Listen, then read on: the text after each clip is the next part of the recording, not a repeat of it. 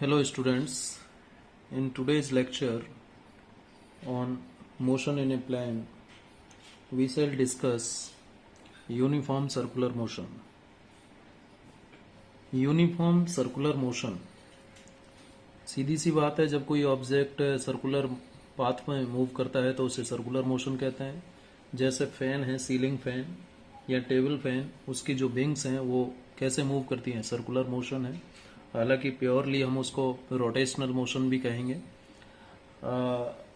इसके अलावा जो व्हीकल्स के व्हील हैं वो भी सर्कुलर मोशन में हैं, या फिर किसी रस्सी से आप एक बॉल बांध करके चारों तरफ घुमाइए तो वो सर्कुलर मोशन होता है।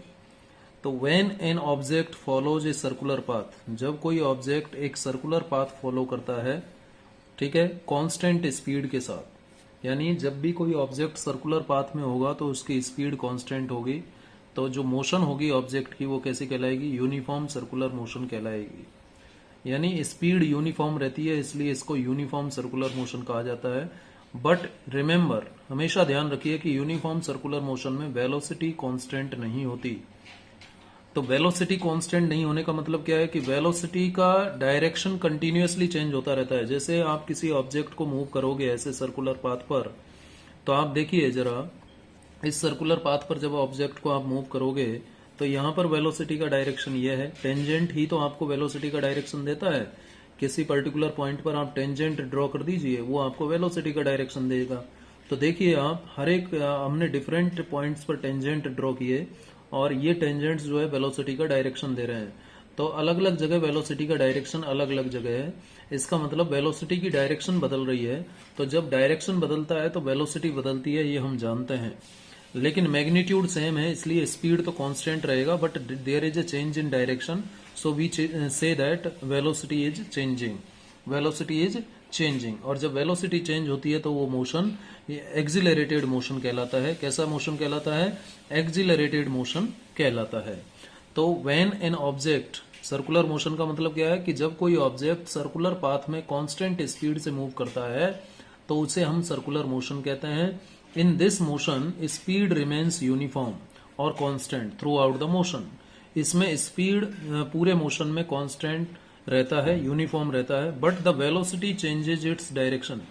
लेकिन वेलोसिटी जो है अपनी डायरेक्शन बदलता है लगातार at every point of circular path. At every point of circular path, circular path के प्रत्येक पॉइंट पर वेलोसिटी अपनी डायरेक्शन बदलता है। Therefore particle performing circular motion is an accelerated particle. जो पार्टिकल सर्कुलर मोशन में मोशन परफॉर्म कर रहा है, मान लीजिए ये पार्टिकल है, जैसे बॉल मान लीजिए, तो ये बॉल जो है एक्सिलरेटेड मोशन में कहलाएगा। क्यों एक्सिलरेटेड मोशन होगा? क्योंकि वेलोसिटी में लगातार चेंज आ रहा है। वेलोसिटी में क्यों चेंज आ रहा है? क्योंकि डायरेक्शन में चेंज आ रहा है। तो ध्यान रखिएगा, circular motion uniformly accelerated circular motion होती है। यानी सर्कुलर मोशन में ऑब्जेक्ट की स्पीड कांस्टेंट रहती है, लेकिन वेलोसिटी में कंटिन्यूअस चेंज आता है। इसलिए डायरेक्ट वेलोसिटी में कंटिन्यूअस चेंज क्यों आता है? क्योंकि डायरेक्शन कंटिन्यूअसली बदलती है, इसलिए जो मोशन है वो एक्सिलरेटेड मोशन होती है। और कैसी accelerated motion? Uniformly accelerated motion होती है। कौन सी मोशन? Circular motion. एग्जांपल्स के में देखें तो जो घड़ी होती है बेटा, घड़ी घड़ी जो होती है, जैसे ये घड़ी है, ठीक है, इस घड़ी में ये जो एक मान लीजिए आवर्स हैंड है, ये आवर्स हैंड है, और ये मिनट्स हैंड है, ठीक है, और ये सेकंड्स हैंड है, ठीक है। ये सुई सेकंड वाली है, ये मिनट वाली है, और ये आवर्स वाली है। तो आप देखिए, जब ये जो टिप है ये लगातार घूमता रहता है, ऐसे घूमता रहता है, ठीक है। तो जो ये घूम रहा है, कौन, चाहे वो आवर्स वाला है, चाहे वो सेकंड वाला है, चाहे वो मिनट वाला है, ये सेकंड वाला, ये मिनट वाला, ये आवर वाला, सभी टिप जो है कैसे मूव कर रहे हैं? सर्कुलर मोशन में मूव कर रहे हैं। तो motion of the tip of the second hand of a clock, ठीक है, motion of the tip, tip मतलब हेड, ये एरो वाला एंड, टिप ऑफ द कौन सी सुई की? सेकंड, सेकंड वाली सुई की, सेकंड्स हैंड, ठीक है, seconds hand, tip of the seconds hand of a clock, of a clock. ये एक एग्जांपल हो गया सर्कुलर मोशन का। दूसरा एग्जाम्पल आप देख सकते हैं कि जो रिम होता है, रिम, ठीक है, रिम होता है, ये व्हील है, मान लीजिए ये व्हील है, और इस व्हील का ये होता है एक्सेल। इस एक्सेल से ये स्पॉक्स जुड़े रहते हैं बेटा, ये स्पॉक्स जुड़े रहते हैं किससे? रिम से। ये जो सरकमफ्रेंस है ये रिम कहलाता है। ये क्या कहलाता है? रिम कहलाता है। इस पर मान लीजिए कोई पार्टिकल पी है, जब ये व्हीकल मूव करेगा, ऐसे ऐसे मूव करेगा, तो ये पार्टिकल पी इस टाइप से मूव करेगा, इस टाइप से मूव करेगा, तो इसकी मोशन भी कैसी है? सर्कुलर मोशन है, ठीक है। तो हम लिख सकते हैं motion of a point, motion of a point on the rim, on the rim of a wheel, किसी पहिए की व्हील रिम पर, किसी पहिए की रिम पर जो पॉइंट है उसका जो मोशन है वो भी सर्कुलर मोशन है। इसके अलावा भी बहुत सारे एग्जाम्पल हो सकते हैं, जैसे ये बॉल है, इस बॉल को आपने थ्रेड से बांधा और फिर इसको घुमाया, तो ये कैसे मूव करेगा? सर्कुलर मोशन में मूव करेगा। ये भी आप जानते हो, इस टाइप का भी सर्कुलर मोशन होता है। अब देखिए, सर्कुलर मोशन में डायरेक्शन जगह जगह बदलती है। यहाँ पर डायरेक्शन ये है, यहाँ पर डायरेक्शन ये है, यहाँ पर डायरेक्शन ये हो जाएगी, यहाँ पर डायरेक्शन ये हो जाएगी, यहाँ पर डायरेक्शन ये हो जाएगी, यहाँ पर डायरेक्शन ये हो जाएगी, यहाँ पर डायरेक्शन ये हो जाएगी। तो कंटिन्यूअस चेंज होता है डायरेक्शंस में। जैसे हम डिफरेंट नेचर के पाथ ले लेते हैं बेटा, ये एक मान लीजिए पाथ है, और जो एक रेक्टेंगुलर पाथ है मान लीजिए, तो ये सर्कुलर मोशन नहीं है, क्योंकि इसमें जो है डायरेक्शन एक बार तो यहाँ बदल रहा है, एक बार यहाँ बदल रहा है, एक बार यहाँ बदल रहा है, और एक बार यहाँ बदल रहा है, ठीक है। ये रेक्टेंगुलर पाथ का एग्जाम्पल। अब हम इसमें कितने कॉर्नर्स थे? 4 कॉर्नर्स थे। अब इसमें मान लीजिए मैं कॉर्नर्स का नंबर बढ़ा देता हूँ। कॉर्नर्स का नंबर बढ़ाया, ये लीजिए, ये लीजिए, मैंने इसको हेक्सागन बना दिया, मान लीजिए ये हेक्सागन है, तो इसमें कितनी बार डायरेक्शन बदलेगा? 1, है ना, 2, 3, 4, 5, 6 टाइम्स जो है यहाँ पर वेलोसिटी का डायरेक्शन बदल रहा है, ठीक है। तो नंबर ऑफ कॉर्नर्स बढ़े तो डायरेक्शन ऑफ वेलोसिटी कितनी बार चेंज होगा? वो भी बढ़ जाएगा, ठीक है। अब हम और इसको थोड़ा सा, इसमें नंबर ऑफ कॉर्नर्स और बढ़ा देते हैं। ये मान लीजिए इस टाइप का मैं स्ट्रक्चर बना देता हूँ, इस टाइप का स्ट्रक्चर बना देता हूँ, इस टाइप का स्ट्रक्चर बना देता हूँ। तो इसमें आप देखिए कितनी बार चेंज आ रहा है? 1, 2, 3, 4, 5, 6, 7, 8। ये ऑक्टागन है, तो ऑक्टागन में 8 टाइम्स। जितने ज्यादा कॉर्नर्स होंगे वेलोसिटी उतनी बार चेंज हो रही है। और ज्यादा कॉर्नर्स बढ़ाएंगे तो वेलोसिटी का जो चेंज का नंबर होगा वो ज्यादा हो जाएगा। यानी फाइनली कॉर्नर्स आप बढ़ाते चले जाइए, जितने ज्यादा सॉरी, जितने ज्यादा कॉर्नर्स होंगे वेलोसिटी उतनी बार चेंज होती चले जाएगी। अब यहाँ पर देखिए वेलोसिटी जगह जगह बदल रही है। ये अब एकदम सर्कुलर पाथ हो गया। यानी यदि आप किसी पाथ को सर्कुलर पाथ बनाना चाहते हैं तो नंबर ऑफ कॉर्नर्स आप बढ़ा दीजिए पाथ पर। जितने ज्यादा नंबर ऑफ कॉर्नर्स आप बढ़ाएंगे सर्कुलर पाथ उतना ही सर्कुलर होता चला जाएगा, ठीक है। तो इन सब एग्जाम्पल से क्या क्लियर हो रहा है बेटा?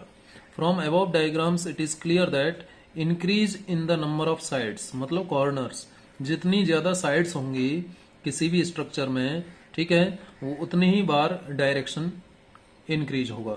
Increase in the number of sides in A motion increases the number of direction, ठीक है। दूसरा, the tangent at any point, किसी पॉइंट पर टेंजेंट, सर्किल के किसी पॉइंट पर जो टेंजेंट होता है वो क्या देता है? डायरेक्शन ऑफ मोशन देता है। क्या देता है? डायरेक्शन ऑफ मोशन देता है। Tangent at any point on the circle gives the direction of motion. The direction of circular motion keeps on changing. बिल्कुल भाई, आपने देखिए दूसरा जो पॉइंट है टेंजेंट ड्रॉ करके ही तो डायरेक्शन पता लग रहा है, तो टेंजेंट ड्रॉ कर दीजिए, डायरेक्शन पता चल जाएगा किसी पॉइंट पर। तीसरा पॉइंट क्या कह रहा है? The direction of circular motion keeps on changing. Circular motion की जो डायरेक्शन है वो देखिए लगातार बदल रही है, ठीक है। Uniform circular motion is accelerated because, uniform circular motion जो है एक्सिलरेटेड होती है because there is a continuous change in the direction of velocity. Velocity की डायरेक्शन में कंटिन्यूअस चेंज है, इसलिए वहां पर सर्कुलर मोशन जो है एक्सिलरेटेड है, क्योंकि वहां पर क्या हो रहा है, वेलोसिटी की डायरेक्शन में लगातार चेंज आ रहा है, और वेलोसिटी की डायरेक्शन में लगातार चेंज आने की वजह से वो मोशन कैसा कहलाएगा, एक्सिलरेटेड मोशन कहलाएगा। ठीक है, यूनिफॉर्मली एक्सिलरेटेड मोशन कहलाएगा। समझ में आ गई यहां तक बात। अब देखिए, अब हम एक पाथ कंसीडर करते हैं, सर्कुलर पाथ ले लेता हूं मैं। ये मान लीजिए एक मैं पाथ ले लेता हूं, इस टाइप का एक पाथ लेता हूं। ये सर्कुलर पाथ का ही एक हिस्सा है, ये पूरा सर्कुलर पाथ है, मान लीजिए इस टाइप से ये सर्कुलर पाथ है। ठीक है, और ये इसका सेंटर है, मान लीजिए सर्कुलर पाथ का। ठीक है, इस सेंटर एक पॉइंट पार्टिकल मान लीजिए पी है, इस पार्टिकल पी की यहाँ पर जो डायरेक्शन ऑफ वेलोसिटी होगी, मान लीजिए वी वेलोसिटी से मूव कर रहा है, तो यहाँ डायरेक्शन ये होगा। और कुछ समय के बाद ये पार्टिकल पी जो है इस जगह चला जाता है पी डैश पर, तो यहाँ पर जो वेलोसिटी का डायरेक्शन होगा, यहाँ पर टेंजेंट ड्रॉ करके पता किया जा सकता है। ये मान लीजिए वी डैश हो गया। पार्टिकल पी कि यहाँ पर जो वेलोसिटी है v है, और यहाँ पर वेलोसिटी v डैश है, दोनों में डायरेक्शन में चेंज आ रहा है। तो ये जो वेक्टर है, ये जो मैं वेक्टर ड्रॉ कर रहा हूँ, इसके सेंटर ऑफ सर्कुलर पाथ से इस पार्टिकल p की लोकेशन को जो ज्वाइन कर रहा है, इसे हम क्या कहेंगे बेटा, पोजीशन वेक्टर कहेंगे। डेफिनेटली क्या कहेंगे, पोजीशन वेक्टर। और ये नया पोजीशन वेक्टर हो जाएगा जो कि फाइनल पोजीशन को बता रहा है, ये r डैश हो गया। ठीक है, अब इनिशियल पोजीशन को फाइनल पोजीशन से जो वेक्टर जोड़ेगा वो डिस्प्लेसमेंट वेक्टर होता है, वो आप जानते हो। तो ये हो गया आपका डिस्प्लेसमेंट वेक्टर, इसे हम कहेंगे डेल्टा आर। क्या कहेंगे, डेल्टा आर। ठीक है, इसे क्या कहेंगे, डेल्टा आर। और जितने एंगल से, देखिए जब पार्टिकल पी से पी डैश पर चला गया तो इसके इस एंगल में चेंज आया, इसका मतलब यहाँ पर पार्टिकल की पोजीशन में किससे चेंज आ रहा है, एंगुलर डिस्प्लेसमेंट हो रहा है। कौन सा डिस्प्लेसमेंट यहाँ पर होगा, एंगुलर डिस्प्लेसमेंट, क्योंकि थीटा में चेंज आ रहा है। यहाँ पर जो ये डेल्टा है वो थीटा में चेंज को बता रहा है। ठीक है, जब पार्टिकल पी से पी डैश पर चला जाता है तो कितना चेंज आया, डेल्टा थीटा, इसे कहते हैं एंगुलर डिस्प्लेसमेंट। अब यहाँ पर देखिए जो रिजल्टेंट वेलोसिटी का डायरेक्शन होगा, आप देख सकते हैं, यदि ये डायरेक्शन, देखिए ये वेक्टर है, इसको एज इट इज मैं यहाँ बना देता हूँ, ये लीजिए वेक्टर वी हो गया ये। ठीक है, और ये वेक्टर वी डैश है, ये वेक्टर बी डैश हो जाएगा आपका, ये वेक्टर बी डैश हो गया, ये लीजिए ये वेक्टर बी डैश। और v को v डैश से जो ये वेक्टर ज्वाइन करेगा, ये आपको कौन सा वेक्टर देगा, डेल्टा v देगा। ये कौन सा डायरेक्शन होगा, डेल्टा v का डायरेक्शन होगा। और डेल्टा v का डायरेक्शन देखिए कहाँ पर है, सेंटर ऑफ सर्कुलर पाथ की तरफ है। किस तरफ है, सेंटर ऑफ सर्कुलर पाथ की तरफ है। ठीक है, और जब r और r डैश के बीच एंगुलर डिस्प्लेसमेंट डेल्टा थीटा है, तो v और v डैश के बीच भी कितना होगा, डेल्टा थीटा हो जाएगा। चलिए अब हम नेक्स्ट डायग्राम में क्या करते हैं, p और p डैश को नजदीक ले आते हैं, p और p डैश के बीच का इंटरवल कम कर देते हैं। तो देखिए p और p डैश के बीच का इंटरवल, देखिए जब p और p डैश के बीच एक पर्टिकुलर इंटरवल है तो जो वेलोसिटी है वो एवरेज वेलोसिटी डिफाइन होगी। अब p और p डैश के बीच का मैं इंटरवल कम करता हूँ। इंटरवल कम करने के लिए मैं वापस एक सर्कुलर पाथ ये कंसीडर करता हूँ, और ये सर्कुलर पाथ मान लीजिए पहले वाला ही सर्कुलर पाथ मैंने कंसीडर कर लिया। ठीक है, ऐसा ही सर्कुलर पाथ ले लिया। अब ये पॉइंट मान लीजिए P था, और P डैश अभी यहाँ आ गया, ये P डैश की पोजीशन हो गई। अब P पर जो डायरेक्शन है वेलोसिटी का वो ये हो गया, और P डैश पर जो डायरेक्शन है वेलोसिटी का वो ये हो गया, V डैश। अब ये सेंटर ऑफ सर्कुलर पाथ है, सेंटर से ये वाला जो वेक्टर होगा ये पोजीशन वेक्टर होगा P के लिए, और ये वाला जो पोजीशन वेक्टर है ये R डैश होगा, ये P डैश के लिए हो जाएगा। और ये वाला एंगल आप जानते हो कितना होगा, डेल्टा थीटा, एंगुलर डिस्प्लेसमेंट को रिप्रेजेंट करेगा। इनिशियल पोजीशन को जो फाइनल पोजीशन से वेक्टर ज्वाइन करेगा, इसे कहते हैं डिस्प्लेसमेंट वेक्टर, और इसकी वैल्यू हो जाएगी डेल्टा आर। क्या हो जाएगी, डेल्टा आर। ठीक है, अब देखिए यहाँ पर इसको बनाऊं मैं। अब मैंने P और P डैश के बीच का इंटरवल पहले से कम किया है, तो देखते हैं क्या हो रहा है। ये V ऐसे की ऐसे मैंने ये V का डायरेक्शन रखा, और V डैश ऐसे की ऐसे रखना है, ऐसे की ऐसे ज्वाइन करना है, ये लीजिए V डैश ज्वाइन कर दिया। और ये डायरेक्शन हो जाएगा आपका किसका, ये डायरेक्शन हो जाएगा आपका डेल्टा V का। यदि ये एंगल थीटा है तो डेफिनेटली ये एंगल भी थीटा होगा, डेल्टा थीटा होगा। और अभी भी डायरेक्शन देखिए, डेल्टा V की जो डायरेक्शन होगी वो सेंटर ऑफ सर्कुलर पाथ की तरफ ही है। ठीक है, सेंटर ऑफ सर्कुलर पाथ की तरफ ही है। अब मैं थर्ड डायग्राम में क्या करता हूँ कि P और P डैश के बीच के इंटरवल को खत्म कर देता हूँ, नेग्लेक्ट कर देता हूँ, जीरो कर देता हूँ। मान लीजिए पी और पी डैश जब एक ही जगह, देखिए अभी तक जब इंटरवल था तब तक वेलोसिटी कौन सी थी, एवरेज वेलोसिटी। लेकिन मैं अब थर्ड केस में क्या करता हूँ, अब मैं थर्ड केस में एक सर्कुलर पाथ लेता हूँ, ये सर्कुलर पाथ लिया, और इस सर्कुलर पाथ में जो पी और पी डैश की पोजीशन है वो एक ही जगह ले लेता हूँ। ये पी और पी डैश की पोजीशन में एक ही जगह ले लेता हूँ। मान लीजिए ये पार्टिकल पी था और यहीं पर पी डैश है, ठीक है। तो जब इंटरवल नहीं है तो ये वी डायरेक्शन हो गया, ये सेंटर ऑफ सर्कुलर लूप हो गया, ये आपको पोजीशन वेक्टर दे देगा, और ये पोजीशन वेक्टर आर हो गया, ठीक है। अब यदि वी ये है, वी का डायरेक्शन ये है, ठीक है, वी का डायरेक्शन है, तो ये डायरेक्शन किसका होता है, हमने ऑलरेडी पढ़ा हुआ है, ये डायरेक्शन एक्सिलरेशन का होता है। एक्सिलरेशन हमेशा परपेंडिकुलर डायरेक्शन में होता है वेलोसिटी के, ठीक है, क्योंकि जिस डायरेक्शन में डेल्टा वी होगा उसी डायरेक्शन में तो एक्सिलरेशन होगा, उसी डायरेक्शन में तो क्या होगा, एक्सिलरेशन होगा, ठीक है। इसको मैं थोड़ा सा नीचे बनाऊं तो आपको क्लियर होगा, तो आपको क्लियर होगा। देखिए कैसे, ये देखिए इसको थोड़ा सा मैंने ये नीचे बनाया, ये डेल्टा, ये वी का डायरेक्शन हो गया बेटा, ये वी का डायरेक्शन हो गया, ठीक है। और ये डायरेक्शन हो जाएगा आपका, किसका डायरेक्शन हो जाएगा, ये एक्सिलरेशन का डायरेक्शन हो जाएगा, ठीक है, ये डायरेक्शन, ठीक है, क्योंकि परपेंडिकुलर होगा एक्सिलरेशन। तो किस डायरेक्शन में होगा एक्सिलरेशन, सेंटर की डायरेक्शन में होगा, क्योंकि जिस डायरेक्शन में डेल्टा वी होगा, जिस डायरेक्शन में बेटा डेल्टा वी होगा उसी डायरेक्शन में तो एक्सिलरेशन होगा, ठीक है। एक्सिलरेशन का डायरेक्शन भी क्या हो जाएगा, यही हो जाएगा एक्सिलरेशन का डायरेक्शन, ये एक्सिलरेशन का डायरेक्शन। अब इस वेक्टर को आप हटा सकते हो, नहीं तो कंफ्यूजन हो जाएगा। अंडरस्टूड है कि ये एक वेक्टर है, ये एक वेक्टर है, ये ध्यान रखना, ये सेंटर ओ है, ये पॉइंट पी है। तो एक्सिलरेशन का डायरेक्शन कहाँ हुआ, सेंटर की तरफ।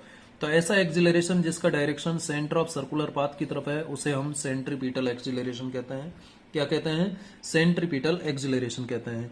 अब यहां पर जो एक्सिलरेशन होगा बेटा, ये जो एक्सिलरेशन होगा, देखो जब ऊपर एक्सिलरेशन हम लिख रहे थे, यदि मैं इस केस में एक्सिलरेशन लिखता हूं फर्स्ट केस में, तो एक्सिलरेशन एवरेज एक्सिलरेशन आएगा, और ये किसके बराबर होगा, delta v upon delta T के बराबर होगा, ठीक है, एवरेज एक्सिलरेशन होगा। यहां भी मैं बात करूं तो यहां भी एक इंटरवल है, तो यहां भी एवरेज एक्सिलरेशन डिफाइन होगा, और ये किसके बराबर होगा, delta v upon delta T के बराबर होगा। लेकिन यहां पर जो एक्सिलरेशन होगा वो इंस्टेंटेनियस एक्सिलरेशन होगा, क्योंकि एक पर्टिकुलर पॉइंट ऑफ टाइम की बात हो रही है। इसका मतलब यहां पर डेल्टा टी जो है, डेल्टा टी जो टाइम इंटरवल डेल्टा टी है, ये टेंस टू 0 हो जाएगा, और ये delta v upon delta t हो जाएगा, और इसी को हम क्या कहते हैं, d v upon D t कहते हैं, आप जानते हैं। और यही इंस्टेंटेनियस एक्सिलरेशन किसके बराबर है, सेंट्रीपिटल एक्सिलरेशन के बराबर होगा। यही किसके बराबर होगा, सेंट्रीपिटल एक्सिलरेशन के बराबर होगा, ठीक है। अब इसका फॉर्मूला हमें डिराइव करना है, इसका फॉर्मूला हमें डिराइव करना है। तो देखिए यहां से मैं क्या लिख सकता हूं, कि यदि मैं लिखता हूं डेल्टा वी अपॉन वी, यदि मैं लिखता हूं यहां से, देखिए डेल्टा वी अपॉन वी ये लिखता हूं, डेल्टा वी अपॉन वी, तो किसके एनालॉग होगा, ये किसके बराबर लिखा जा सकता है, डेल्टा आर अपॉन आर के बराबर। भाई डेल्टा वी की जगह यहाँ कौन है, डेल्टा आर है, और वी की जगह कौन है, आर है, तो ये हो जाएगा आपका डेल्टा आर अपॉन आर, ये हो जाएगा। डेल्टा वी अपॉन वी किसके बराबर है, डेल्टा आर अपॉन आर के बराबर है। अब यहां से डेल्टा वी में निकाल लेता हूं। अब देखिए आगे सॉल्यूशन करते हैं। अब हम सेंट्रीपिटल एक्सिलरेशन का फॉर्मूला डिराइव कर रहे हैं। तो फॉर्मूला डिराइव करने के लिए देखिए अभी अभी हमने लिखा सेंस जो एवरेज इंस्टेंटेनियस एक्सिलरेशन है, जो कि सेंट्रीपिटल एक्सिलरेशन के बराबर है। ये सेंट्रीपिटल एक्सिलरेशन क्या है, limit delta T tends to 0 delta v upon delta T, ये लिखा जाता है।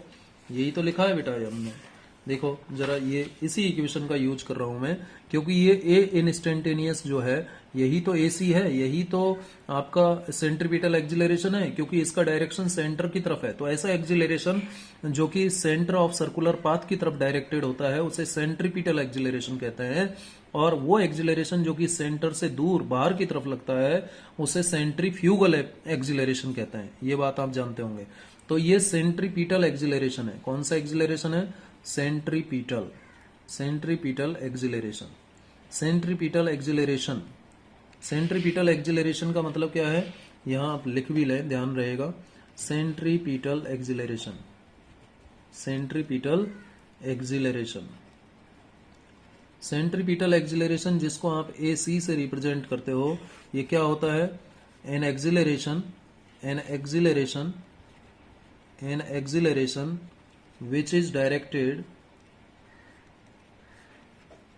which is directed towards center of circular path. An acceleration which is directed towards center of circular path is known as centripetal acceleration.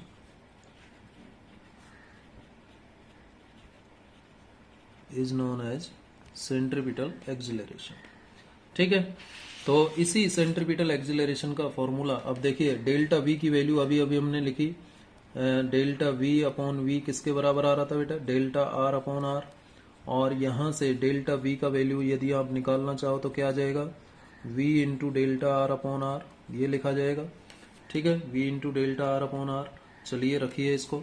There for centripetal acceleration A C would be equal to limit delta T tends to 0, delta V की जगह रखें v delta are upon capital R है, upon capital R into delta T, ये लीजिए। अब delta are upon delta T, देखिए इसी को रीराइट करके क्या लिखा जा सकता है? लिमिट,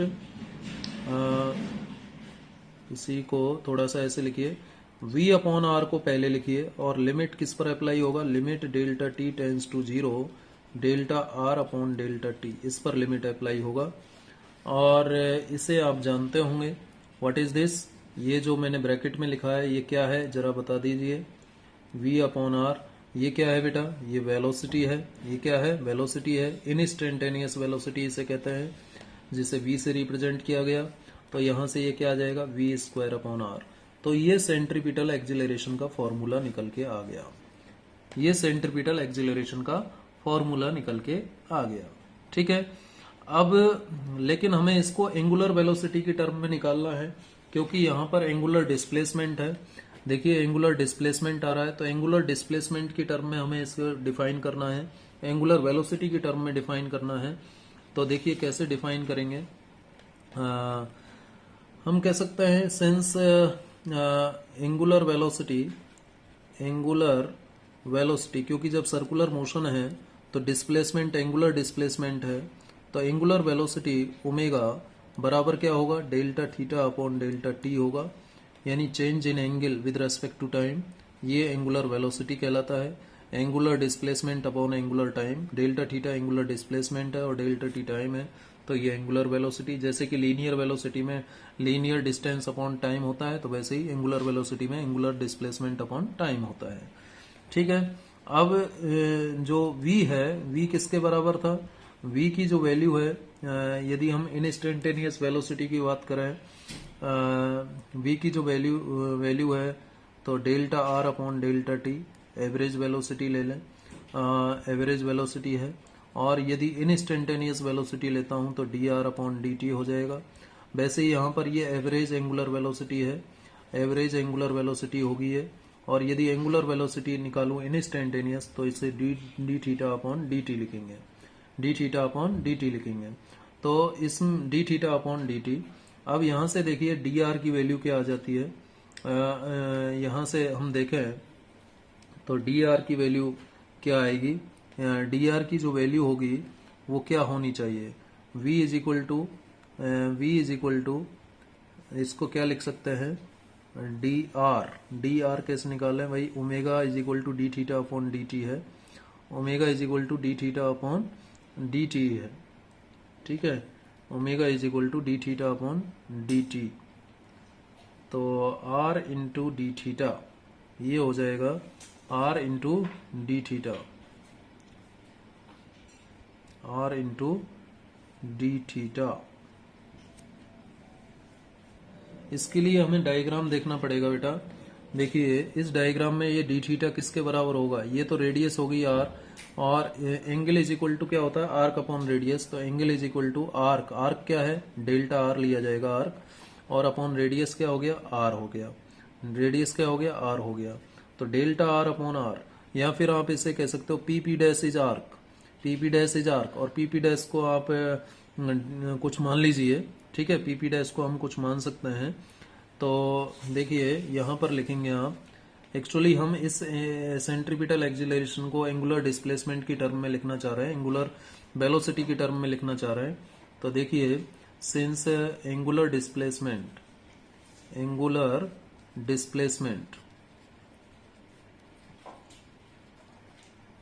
डी थीटा बराबर क्या लिखा जाएगा, फॉर्मूला ध्यान रखिएगा, एंगुलर डिस्प्लेसमेंट को हम लिख रहे हैं angle is equal to arc upon radius, arc upon radius. तो एंगल हो गया आपका डी थीटा और आर्क हो गया PP डैश अपॉन रेडियस हो गया R, ठीक है। तो ये हो जाएगा PP डैश अपॉन R, और PP डैश को ही हम क्या कह रहे हैं, PP डैश को ही आप क्या कह रहे हो, PP डैश हो गया आपका कह सकते हैं DR हो गया, ठीक है। R को यदि मैं DR मान लेता हूं और ये डी थीटा, तो यहां से DR बराबर क्या आ गया, R इंटू डी थीटा आ गया, और यहां से मैं DR अपॉन DT लिखता हूं, तो R D theta upon DT लिखना पड़ेगा। अब ये dr अपॉन dt किसके बराबर है, dr अपॉन dt ऑलरेडी हमने निकाला है, dr अपॉन dt v के बराबर है, तो इसकी जगह v लिख दिया, ठीक है, v लिख दिया। और ये r और ये कौन है, ओमेगा है, ओमेगा, तो ये एक इक्वेशन आ गया, v is equal to r omega, ठीक है, ये भी ध्यान रखिएगा। अब यहाँ पर सेंट्रीपिटल एक्सिलरेशन को v स्क्वायर अपॉन r होता है, तो सेंट्रीपिटल एक्सिलरेशन में b की वैल्यू रखें तो r square omega square upon r, और यहाँ से सेंट्रीपिटल एक्सिलरेशन आ जाएगा ओमेगा स्क्वायर r, क्या आ जाएगा, ओमेगा स्क्वायर r आ जाएगा। और फिर यहाँ पर आप ओमेगा को आप लिख सकते हो 2 पाई न्यू, ऐसे भी लिख सकते हो, ठीक है। और 2 पाई न्यू क्या है, फ्रीक्वेंसी है, तो AC किसके बराबर आ जाएगा, 2 pi nu whole square into r, और AC हो जाएगा 4 pi square nu square into r, ये आ जाएगा, ठीक है, 4 pi square nu square into r आ जाएगा। अब इसमें आप देखिए 4 कांस्टेंट है, ठीक है, पाई कांस्टेंट है, r कांस्टेंट है, रेडियस कांस्टेंट है, पाई कांस्टेंट है, 4 कांस्टेंट है, फ्रीक्वेंसी ऑफ रिवोल्यूशन AC के डायरेक्टली प्रोपोर्शनल होता है कौन, फ्रीक्वेंसी ऑफ रिवोल्यूशन के स्क्वायर के डायरेक्टली प्रोपोर्शनल होता है सेंट्रीपिटल एक्सिलरेशन, ये यहाँ से आ जाता है। तो इस तरीके से हम सेंट्रीपिटल एक्सिलरेशन को अलग अलग फॉर्मूले के फॉर्म में लिख सकते हैं। और ये भी आप ध्यान रखिएगा थोड़ा सा कि time period is equal to 1 upon frequency होता है, तो frequency is equal to 1 upon time period. तो ये फॉर्मूला भी हल्का सा याद रखिए, क्योंकि जब v लिखते हैं तो सरकमफ्रेंस कितना, डिस्टेंस मतलब circumference of the circular path upon time लिया जाता है। तो यहाँ से भी v का वैल्यू निकल के आ रहा है, यहाँ से v का वैल्यू क्या आ जाएगा, 2 पाई और 1 अपॉन t को न्यू लिख सकते हैं r, ठीक है। तो सीधे इस v के वैल्यू को रख करके यहाँ पर AC की वैल्यू यहाँ पर रख दें तो ये फॉर्मूला उससे भी आ जाएगा, ठीक है। तो इस तरीके से ये सेंट्रीपिटल एक्सिलरेशन निकाला जा सकता है अलग अलग फॉर्म में सर्कुलर मोशन के लिए, ठीक है। चलिए इससे आगे अब हम बात करेंगे, इससे आगे एक न्यूमेरिकल प्रॉब्लम की हम बात कर लेते हैं बेटा। ये न्यूमेरिकल प्रॉब्लम है, एन इंसेक्ट एक कीड़ा है, ठीक है, trapped in a circular groove of radius 12 centimetre. मान लीजिए ये सर्कुलर ग्रूव है, ठीक है, और इस पर एक ये कीड़ा है, मान लीजिए एक कीड़ा है, ठीक है, ये कीड़ा है, और इसका रेडियस, सर्कुलर ग्रूव का रेडियस कितना है, 12 सेंटीमीटर है, यानी r की वैल्यू 12 सेंटीमीटर दे रखी है, r is equal to 12 centimetre. आप चाहो तो इसे मीटर में लिख सकते हो, 12 इंटू 10⁻⁻² मीटर, चाहो तो लिख सकते हो, अदरवाइज आप सेंटीमीटर में ही निकालें, ठीक है। ये r की वैल्यू मीटर में हमने लिख ली। और क्या कह रहा है आगे, moves along the Grove steadily, इस ग्रोव के अलोंग मूव करता है ये कीड़ा, and completes 7 revolutions in 100 second, 100 second में 7 चक्कर लगा लेता है, 7 रिवोल्यूशंस में 100 सेकेंड लेता है, ठीक है, 100 सेकेंड में 7 रिवोल्यूशंस लगाता है। तो इसका मतलब 1 रिवोल्यूशन में कितना लगेगा, 1 रिवोल्यूशन में कितना लगेगा, 1 रिवोल्यूशन में कितना टाइम लगेगा, 100/7 सेकेंड्स लगेंगे। ठीक है, 100/7 सेकेंड्स लगेंगे। ठीक है, या फिर कहूं कि 1 सेकेंड में कितने रिवोल्यूशंस वो लगा लेगा, 7/100 रिवोल्यूशंस हो जाएंगे। ये 7/100 रिवोल्यूशंस जो आया 1 सेकेंड में, जो revolution number of revolutions 1 second के अंदर, यही तो टाइम पीरियड कहलाएगा। यही क्या कहलाएगा, टाइम पीरियड कहलाएगा। समझ रहे हैं? कौन, 7/100। 1 रिवोल्यूशन में कितना टाइम लग रहा है, 100/7। 100/7 नंबर ऑफ, जैसे टाइम पीरियड क्या होता है, नंबर ऑफ साइकिल्स पर सेकेंड। ठीक है, फ्रीक्वेंसी होता है, फ्रीक्वेंसी क्या होता है, नंबर ऑफ साइकिल्स पर सेकेंड। ठीक है, नंबर ऑफ साइकिल्स पर सेकेंड, ये फ्रीक्वेंसी होता है। तो 1 रिवोल्यूशन, 1 सेकेंड में कितने रिवोल्यूशन लगा रहा है, 7/100।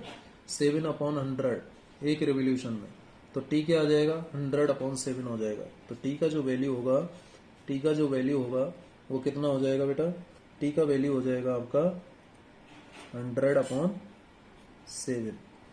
100/7 सेकेंड। एक रिवोल्यूशन में कितना समय लग रहा है, ये आपका टाइम पीरियड हो जाएगा। क्या हो जाएगा, time taken to complete 1 revolution. ये आपका टाइम पीरियड आ गया, यानी एक चक्कर लगाने में इतना समय लग रहा है। ठीक है, आगे क्या कह रहा है, what is the angular speed and linear speed of the motion. Part A में angular speed and linear speed. तो एंगुलर स्पीड का मतलब ओमेगा निकालना है। एंगुलर स्पीड ओमेगा निकालने के लिए हम फॉर्मूला जानते हैं, याद करो, 2π/t होता है। एंगुलर स्पीड आएगा इससे, और ओमेगा इज इक्वल टू 2π का मतलब 3.14 और t का मतलब 100/7। ठीक है, इसको सॉल्व करें तो 2 × 3.14 × 7/100 ये वैल्यू आएगी। और इसको सॉल्व करने से आप देखिए कितना आ जाएगा। इसको सॉल्व कर लें तो आ जाएगा 7 × 2 = 14।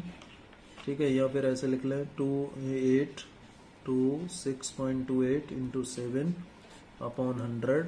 और इसको सॉल्व करें, 7 8 = 56, 5 7 2 = 14, 5 19, 1 7 6 = 42, 43। ठीक है, 43.96। और इसको हम अप्रॉक्सीमेटली कितना लिख सकते हैं, 44, राउंड ऑफ कर दूं क्योंकि नीचे 00 है तो ये पॉइंट यहाँ शिफ्ट हो जाएगा। 44 रेडियन पर सेकेंड, ये एंगुलर फ्रीक्वेंसी आ गई। ठीक है, एंगुलर स्पीड जिसे आप कहते हो, एंगुलर स्पीड आ गई है। क्या आ गई, angular speed 0.44 radian per second. Linear speed की बात करूं, लीनियर स्पीड, ये तो क्या आई आपकी, एंगुलर स्पीड आई, एंगुलर स्पीड। लेकिन हमें लीनियर स्पीड भी चाहिए, यानी v चाहिए। और v इज इक्वल टू हमने देखा है r ओमेगा होता है, और r का वैल्यू हमें दे रखा है रेडियस 12 × 10⁻²। ठीक है, और ओमेगा भी दे रखा है, हमें कैलकुलेट किया 44 रेडियन पर सेकेंड। तो 12 4 = 48, 12 4 = 48 और 4 52, यानी 5.28 × 10⁻², 5.28 × 10⁻²। ठीक है, मीटर पर सेकेंड, मीटर पर सेकेंड। और ये हो जाएगा आपका, लिखा जा सकता है इसको कितना, 5 अप्रोक्सीमेटली लिखना है तो 5.3 × 10⁻² मीटर पर सेकेंड, इतना लिखा जा सकता है। ठीक है, चलिए ये लीनियर स्पीड v की वैल्यू आ गई। ये पार्ट ए का सॉल्यूशन हो गया। पार्ट बी में क्या कह रहा है, is the acceleration vector a constant vector. क्या एक्सिलरेशन वेक्टर एक कांस्टेंट वेक्टर है। ठीक है, देखिए एक्सिलरेशन हमेशा सेंटर ऑफ सर्किल की तरफ डायरेक्टेड होता है, और ये जो डायरेक्शन है कंटिन्यूअसली चेंज हो रही है। तो एक्सिलरेशन वेक्टर एक कांस्टेंट वेक्टर नहीं हो सकता। इसका मैग्नीट्यूड कितना होगा ये हम निकाल लेते हैं। पार्ट बी में देखिए acceleration vector is not a vector, constant vector नहीं है, सॉरी, एक्सिलरेशन वेक्टर तो है, acceleration vector is not a constant vector, constant vector नहीं है, वेक्टर तो है लेकिन कांस्टेंट वेक्टर नहीं है, क्योंकि जब सर्कुलर मोशन होता है, सर्कुलर मोशन होता है तो कभी सेंट्रीपिटल एक्सिलरेशन ये हो गया जब ऑब्जेक्ट यहाँ पर है, जब वेलोसिटी ये है, जब ऑब्जेक्ट यहाँ आ जाएगा तो वेलोसिटी ये और सेंट्रीपिटल एक्सिलरेशन यहाँ आ जाएगा, जब ऑब्जेक्ट यहाँ आ जाएगा तो सेंट्रीपिटल एक्सिलरेशन ये हो जाएगा, v का डायरेक्शन ये हो जाएगा, जब ऑब्जेक्ट यहाँ आएगा v का डायरेक्शन ये, सेंट्रीपिटल एक्सिलरेशन आपका ये हो जाएगा। तो सेंट्रीपिटल एक्सिलरेशन का डायरेक्शन कंटिन्यूअसली बदल रहा है, इसका मतलब ये वेक्टर तो है लेकिन कांस्टेंट वेक्टर नहीं है। इसका मैग्नीट्यूड क्या होगा, तो मैग्नीट्यूड निकालने के लिए AC is equal to omega square R होता है, और ओमेगा की वैल्यू हमने ऑलरेडी निकाल ली है 0.44 radian per second whole square, into R का वैल्यू भी हमारे पास है 12 इंटू 10⁻⁻²। इसको सॉल्व करें तो वैल्यू आ जाएगी अप्रोक्सीमेटली 0.44 इंटू 0.44 इंटू 12 इंटू 10⁻⁻², और ये हो जाएगा आपका 5.3 इंटू 0.44, इन दोनों का मल्टीप्लिकेशन 5.33 लिख सकता हूँ मैं, आप 4 से मल्टीप्लाई करें तो -2, तो ये अप्रोक्सीमेटली आ जाएगा 2.3 इंटू 10⁻⁻² मीटर पर सेकेंड स्क्वायर, ये सेंट्रीपिटल एक्सिलरेशन का मैग्नीट्यूड आ जाएगा। तो इस तरीके से इस कॉन्सेप्ट के ऊपर हम क्वेश्चंस को भी सॉल्व कर सकते हैं। तो बेटा ये बात थी यूनिफॉर्म सर्कुलर मोशन, जिसमें हमने सेंट्रीपिटल एक्सिलरेशन को डिफाइन किया और अलग अलग फॉर्म में इसे लिखा। तो यहाँ ये चैप्टर आपका 4 फिनिश होता है। आगे हम बात करेंगे चैप्टर 5 की। इससे पहले आपको चैप्टर 4 की एक्सरसाइज के क्वेश्चंस, एक एक क्वेश्चन को आपको सॉल्व करना है।